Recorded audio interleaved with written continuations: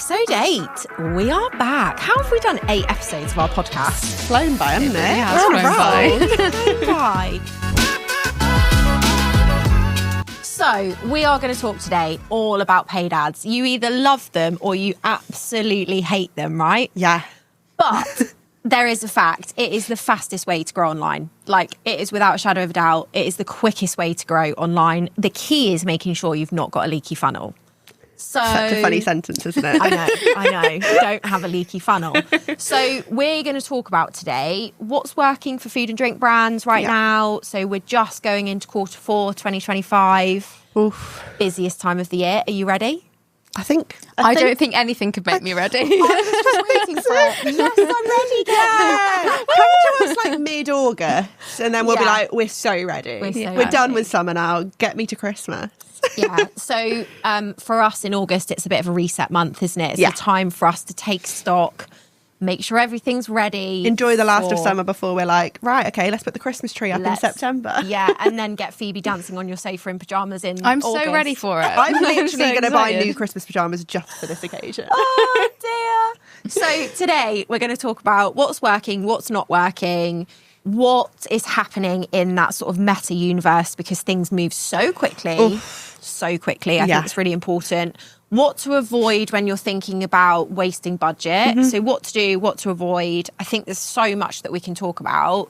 And for our listeners, I am joined by my fantastic team. So I've got Laura and Phoebe with me, who both do a lot of work across this space, predominantly in that social environment. So hopefully it's going to be a really insightful conversation. Hopefully there's lots that's going to come out of it that you can take away from it.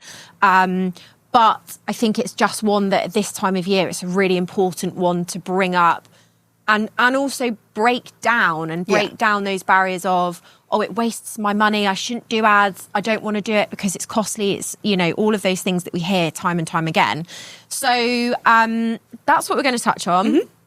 I think let's start with what is the right way to start with paid ads? Like, what a question to kick off with. Like, do you start and throw thousands at it? No. Do you start and throw small budgets at it? I think what we've noticed, especially in food and drink, like in theory, you are targeting a big audience, but it is also a small audience because are you targeting for gifting? Are you targeting for general day-to-day food shopping kind of style? So going small budget, and then as you learn from that, and as we all know that meta is constantly changing, that you have to let meta do its learning as well. So start small, and it will also advise you, is your creative working? Is this working? Yeah. Is this a bit stale now? And that's where you can go, hang on, we're seeing this much traction from it. Let's increase the budget and just you just kind of have to watch it and kind of hold its hand constantly. So start small, grow to big, I'd say. Yeah, and don't spend too much too fast without Definitely that not. learning. I think that's really important. Yeah. And that's, Phoebe, where you come in on that creative front around, we might put, for example, what we would call a conversion ad live. So that's getting people to directly buy from an ad. So they're already in your funnel somewhere. They're already aware of you. And we would use what we call a conversion ad to get them to buy. So that's like the gold because it's a conversion. And Phoebe would design that creative based on that conversion point of buying. But I think what is really interesting is when you strip back and you go to what we would call a traffic ad. So that's more top of funnel.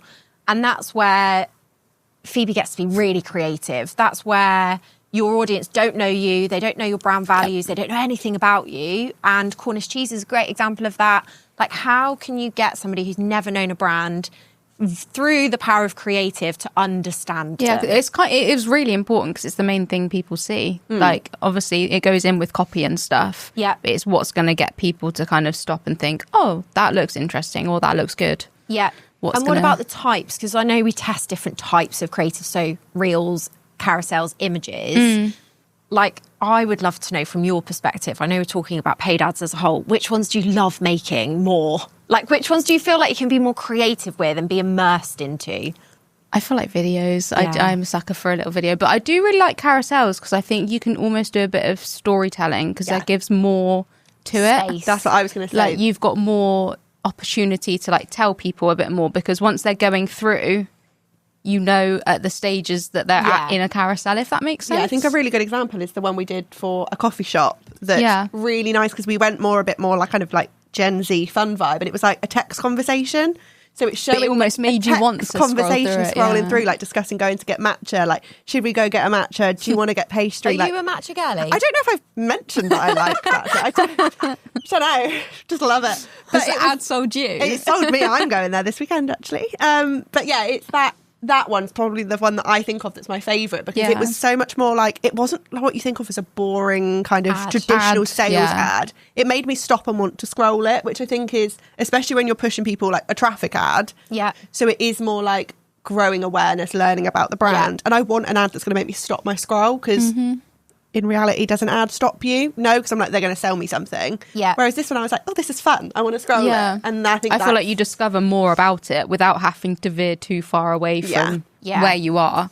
And it's really important that you do test those creatives as well, because, again, thinking about your audience, you know, we all engage with different types of content. Like, for example, you might be a video person, engaged with videos.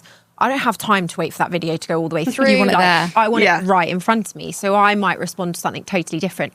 So I think it's really important to note that testing those creatives based on that ad set as well, because there's so many other parameters you can test, is really, really important. But I think from a content perspective, it goes into, you know, in 2025, what are we seeing is working really well. And from an email perspective, and we're not here to talk about email, but from an email perspective, she always has to get it in. Every time. We're kind of stepping backwards a little bit, where we're going back to that human first approach, and we're going back to, let's not mass market to everyone, let's be really personalised.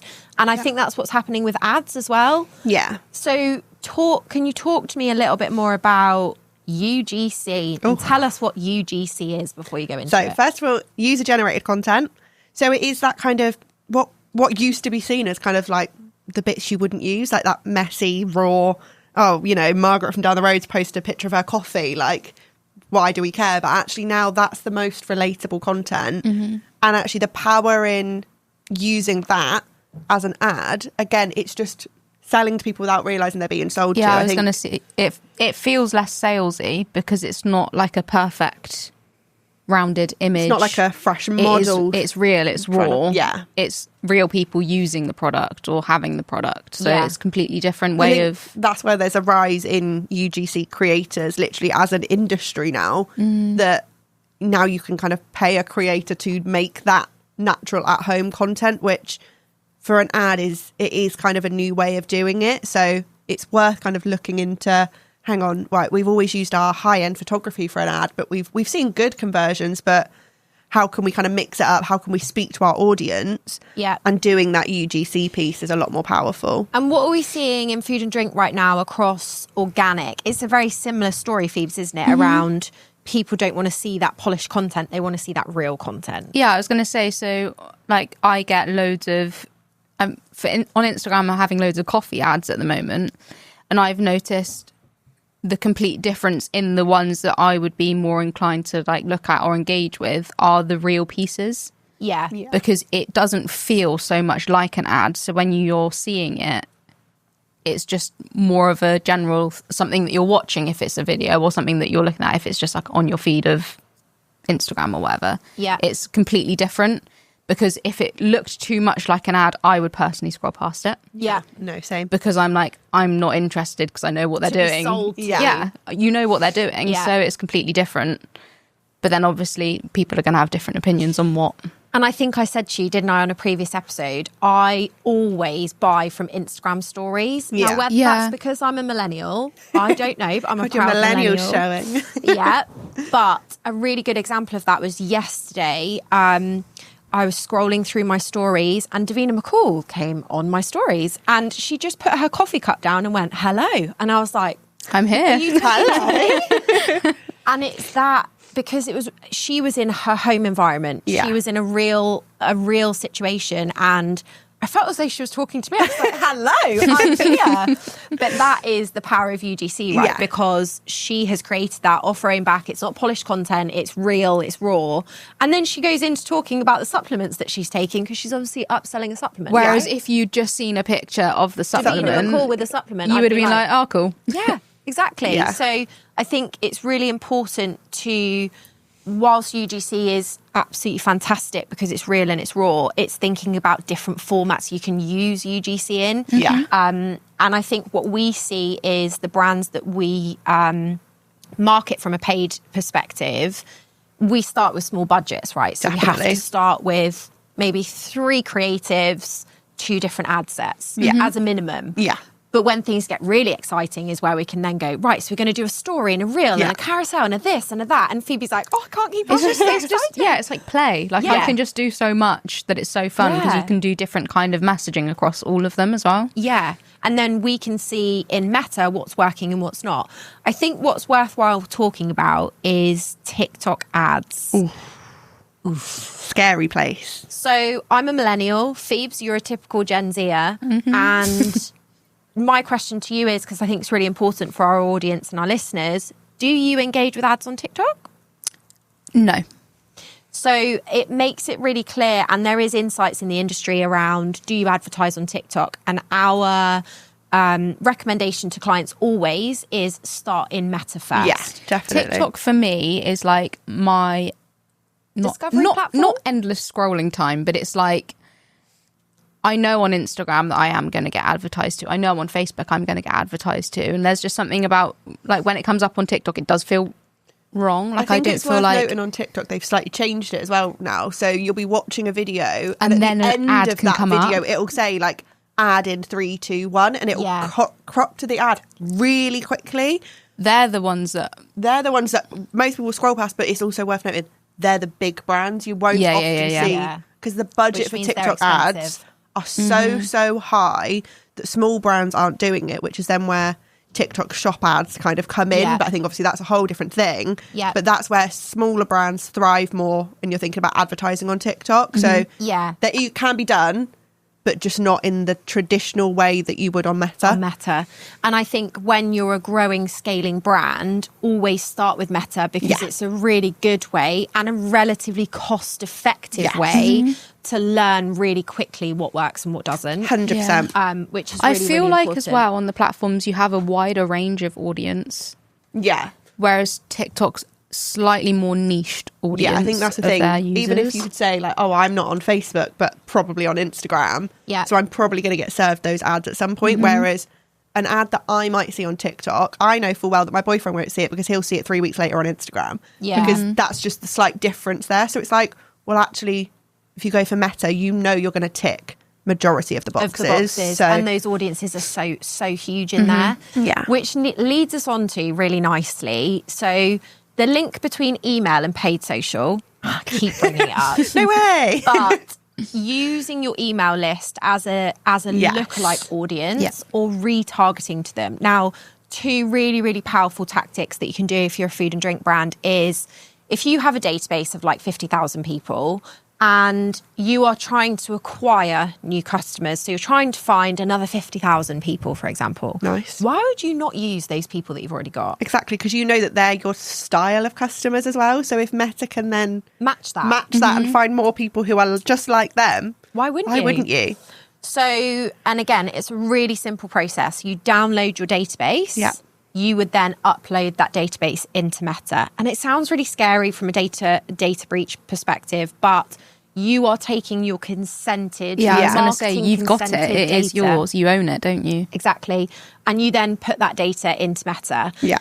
It means that your results are going to happen far quicker because it's finding those right people. It's finding the You audience. almost don't have to go through like the trial stage, do you? The of learning kind of teaching it? phase is a lot quicker, Yeah, isn't it? exactly that. So when you go into Q4, for example, which is so important for brands, using what you already have is really, really, really key. Yeah. So going into Q4 then, let's talk about that because time is ticking for I was Q4. literally going to say, I feel like last year was a massive learning point, not just for us, but for the brands that came to us like mid-October, like, oh my God, turn ads on because we haven't made enough money. but it's really late. Yeah. Like coming to us like November and being like, we haven't made enough money, turn ads on, and expecting Our miracles. clients don't sound like that, Laura, do they? No, but we did have some panicked emails last year, didn't we? Of I just think like it's the whole top of mind thing as well. Like Yeah. if you start early, you're there, you know the present buying's happening. Like it's you push yourself subconsciously into an audience that don't even really register it yet. Yeah, it's But then when it comes to gift buying, they're like, oh, I remember. Yeah, it's getting ready, isn't it? It's doing that piece of like actually not waiting until the last second to be like, wait, how do we get more sales? Ads, we can see revenue from that money we spend. Actually going, right, okay, so we can see revenue from that money we spend, but if we do it a little bit earlier, okay, in September we might not see as much because are people buying their Christmas food items in September? Probably not. Yeah. But you want to be front of mind then. So it kind of works. What we would normally say organic is that brand awareness. Yeah.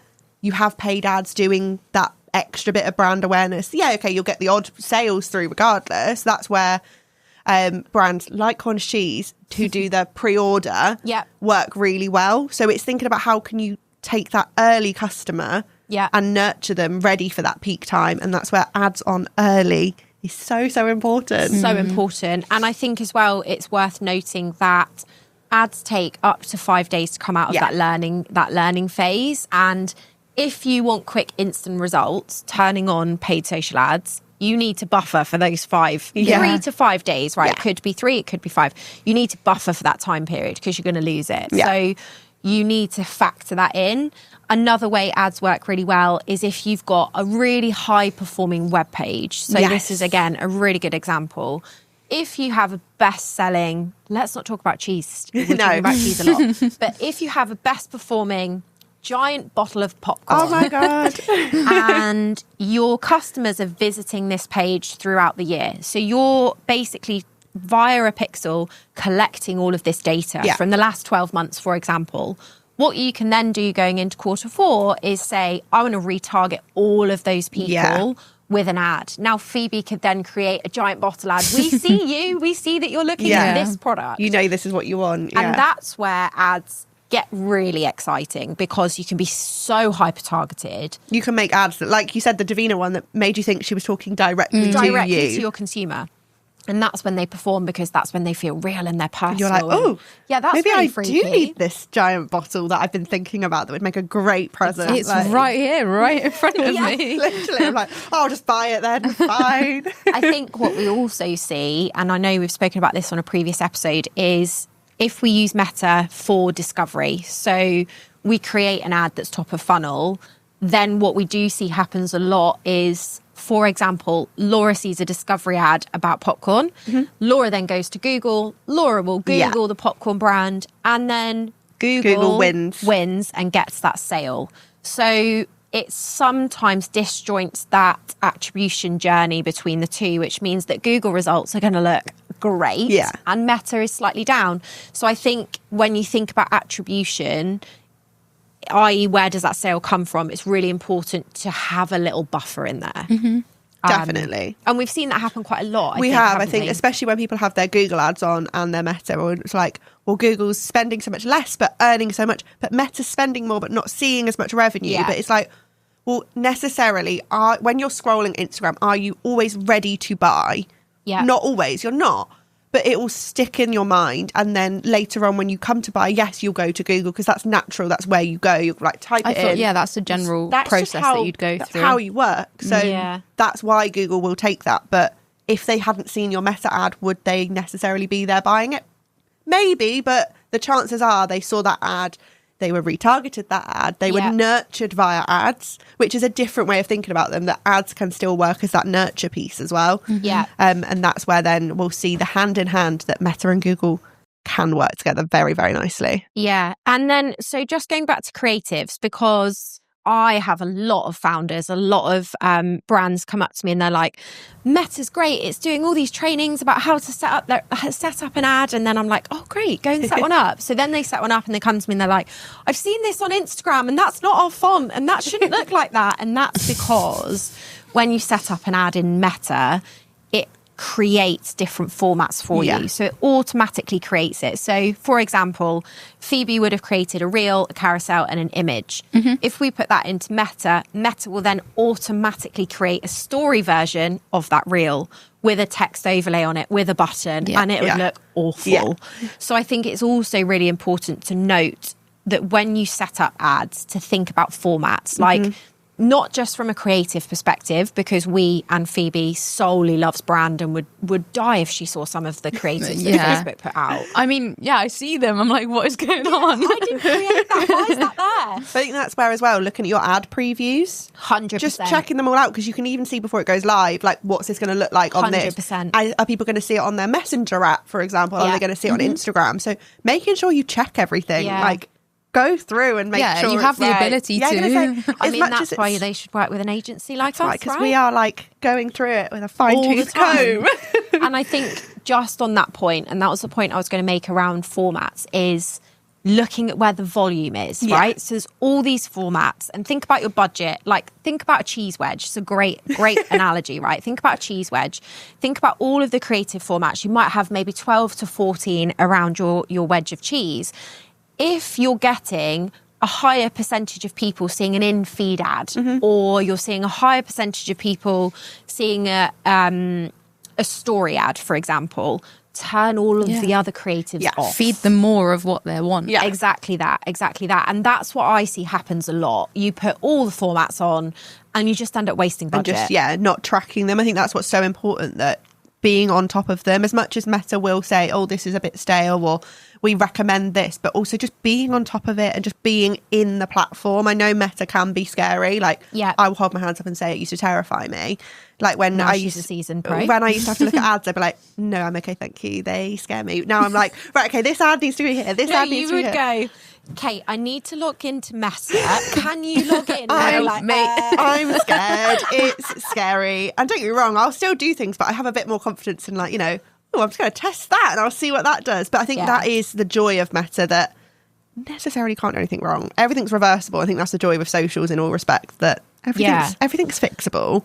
So one of the other questions that we get a lot is, so if you're a food and drink brand, 9 times out of 10 you have seasonalities. So you have Easter, Father's Day, Mother's Day, Q4, Christmas, Black Friday, all of those things, and you have seasonalities that come up. From a brand perspective, should I have an ongoing ad going throughout the whole year?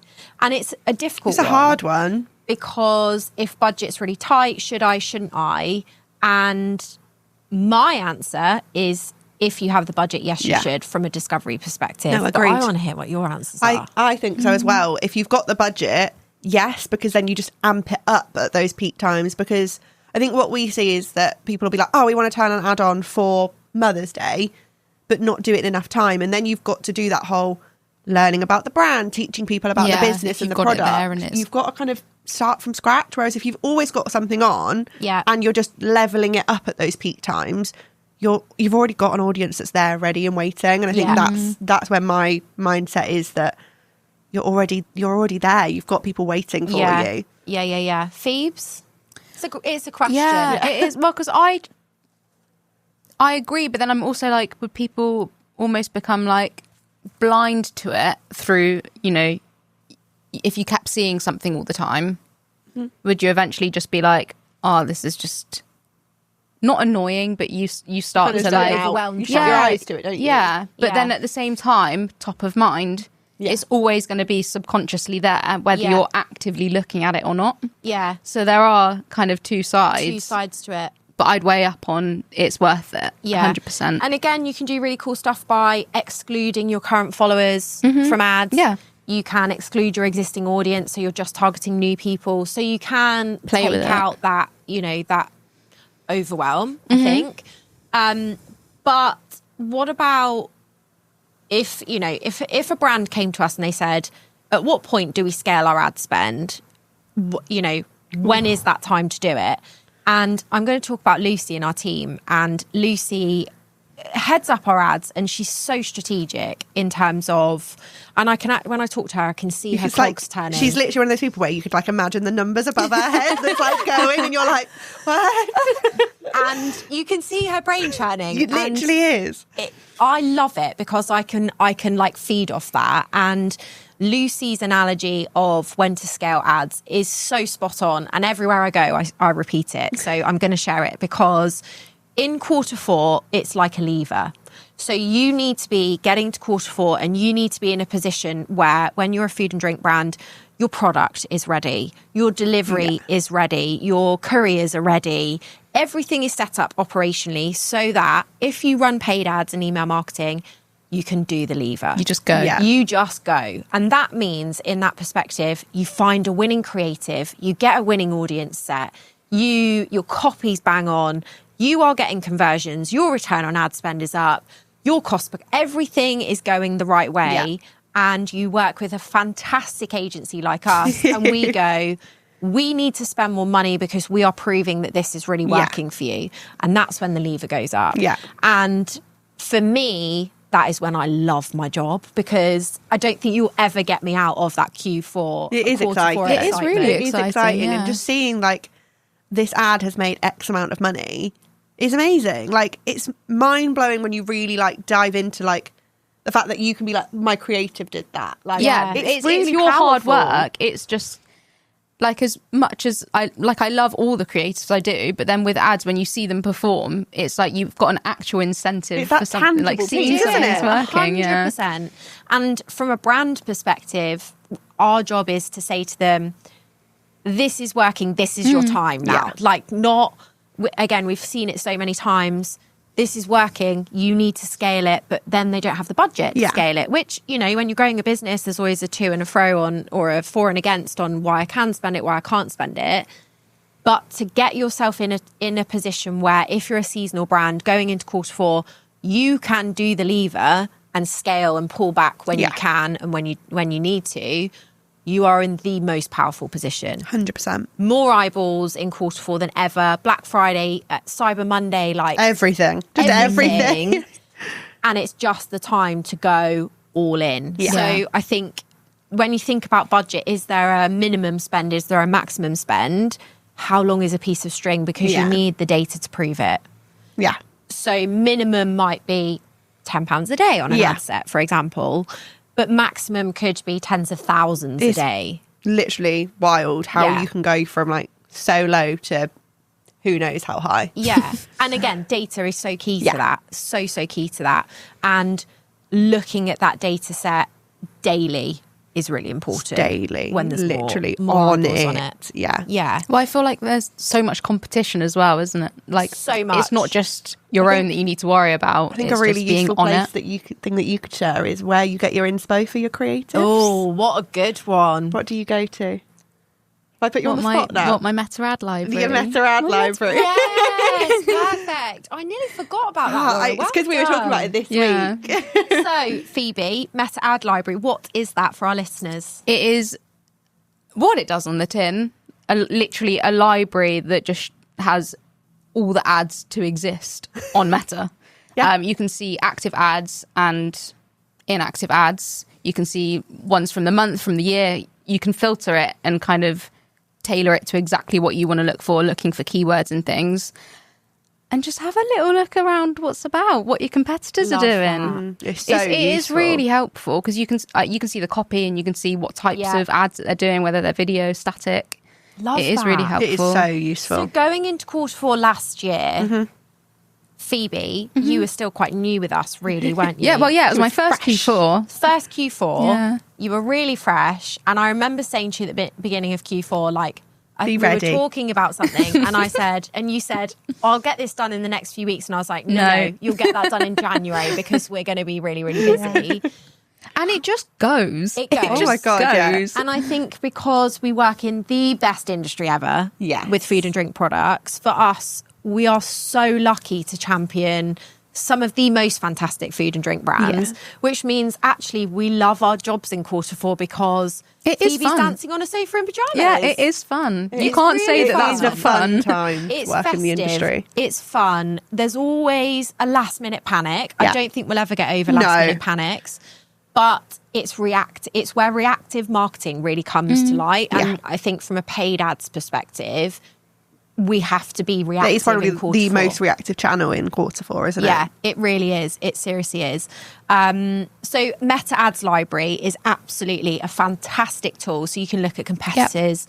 You can look for inspo. You can look for whatever you need to look for. Different formats in there as well, isn't there? There's literally everything that you'd kind of need. If you're going from blank, I would go straight there just so that you know what's about. Yeah, amazing. What about what we're seeing at the moment from organic social content? So I'm Kate Williams. I own an agency and I want to run an ad set. So yes, we're not food and drink, but I want to run an ad set. And actually the ad set that I want to run, I want to, I can't remember where I was going with that tangent. The ad set that you want to run is... Are we talking about doing more reel, more videos, more talking straight to your audience? There we go. I knew what you were talking about because we've done it this week. Yes, that's exactly what I was talking about. So doing more, it's a bit like what you said earlier, like talking to your audience, but showing that, like talking to the camera, showing stats, showing important things. Yeah. So it is just kind of, again, it's stripping back what you used to think of a really fresh, bougie ad that was kind of... done by high-end skills, all edited in Photoshop and amazing, or going, actually, let's just strip it back and be real and talk to our audience. And I think that's what you're going to say, like organic. Look at what's performing really well on your organic. That's what Is that where you were going? Yes, see, I got it. So I was thinking about what's performing on organic. You absolutely nailed it. And whether that then performs on paid ads. And I think it's always worth trying. There's no, it's not written in the stars that yes, it will. But I think if it's performed, you've tested it with your audience and people who are your customers. Like your organic followers are your people. Yeah. So if it works well for them, well, why wouldn't it work for more people? And bring more people Bring more people who are like your people. Yeah, exactly. Bring them into your circle. So, yeah, definitely having those kind of more structured ads, but having those, right, okay, this cool post worked really well on organic. Yeah. Let's just test it on ads. Like, it's a case of you can test it. And I think that's where you need to be kind of willing to try new things. Yeah. So one thing to take away from what we've talked about from a paid ads perspective... Hot take, Laura. What's the one thing that you would say is really important going into Q4 2025 from a paid ads perspective? Make sure your ads are real and just be real with them. Look at what your community likes and just do more of that. Phoebes, hot take? Why have you stolen mine? I could have had another one. That was the best bit. I had two that I was stuck between. Well, that is hard. Do you want me to tease you with my other one? Yeah. Be ready early. I was going to say that, but then I was like, early. isn't that just a given? Like, it's a hot take, to me, that is just like, why would you not be? And test, I think from your perspective, Phoebes, test creatives. Yeah, that is true. Yeah. There's a massive difference with how your audience are going to digest different pieces of content. So that is really important. Yeah. And what would my hot say? take Yeah, what's be? yours? Mine would be use what you've got. Use your email database. Put that email database into Meta and let that help you find the same audience. I think that's something that is missed a lot, and it's far more costly to find an organic audience versus finding an audience that's a lookalike to your database. So I think that's mine. Thanks. So with those three pieces of information, you are going to got no fly excuses. Really? That's it. Well, I think that's it. I think that wraps it up nicely. Honestly, I think we've made a scary topic sound way less scary. I hope so. And it doesn't need to be a scary topic because paid ads are there for two really important things. Discovery, so finding your audience and driving serious traffic to your website, or converting them, getting them to do an action. So whether you're D2C, whether you're B2B, paid ads have a place in your marketing funnel, if you like, and in your marketing strategy. It just depends who you're trying to acquire and what that funnel looks like. Definitely. I think that's it. I think that wraps it up nicely. What do we say? Like, share? Oh yeah, I haven't done it for a while. No, over to you. Comment, like, subscribe, and share the podcast. Yeah. And we'll be back in 2 weeks' time. Thank you very much. Thanks.